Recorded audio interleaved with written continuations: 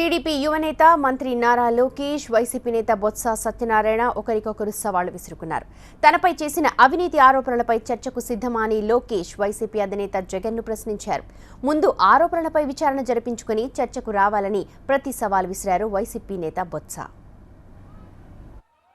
నేను పుట్టినాటికే మా తాతగారు ముఖ్యమంత్రి, మా ఓడు దేవాంశ్ పుట్టినాటికే వాళ్ళ తాతగారు ముఖ్యమంత్రి. నా వయసు 34 సంవత్సరాలు. కానీ నేను ఈ సభాముఖంగా అడుగుతున్నా, ఏనాడైనా నా పైన ఒక్క ఆరోపణ నిరూపించగలారండి? నిరూపించారా?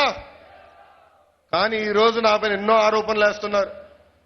నేను ఈ సభాముఖంగా ప్రతిపక్ష నాయకుడు జగన్మోహన్ రెడ్డి గారికి ఒక ఛాలెంజ్ ఇస్తున్నా.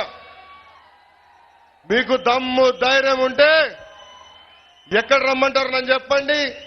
మీ అవినీతి గురించి, నా పైన వేసే అవినీతి ఆరోపణల గురించి చర్చించడానికి నేను సిద్ధంగా ఉన్నా. అంతేగాని దేశానికి, రాష్ట్రానికి సేవ చేయాలన్న కోరికతో ఈరోజు నేను ముందరికి వస్తే నన్ను అన్ని రకాలుగా ఇబ్బంది పెట్టేదానికి ప్రయత్నిస్తున్నారు.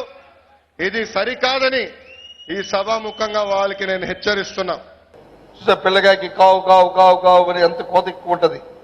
అది ఆరాటం కనిపిస్తుంది తప్ప అసలే ఆలోచించుకోవాలి. ఆయన అడుగుతున్నాడు జగన్మోహన్ రెడ్డి గారు, అవినీతి మీద వచ్చే సవాలు రండి మనం చర్చిద్దామని. సవాలు చర్చించే ముందు ఒక విషయాన్ని చెప్తున్నాను బాబు, నువ్వు ఒకటి అర్థం చేసుకో. రాజకీయాల్లో వచ్చిన ఆరోపణ ఏదైనా వస్తే ఆ ఆరోపణ కడతీర్చుకోవడానికి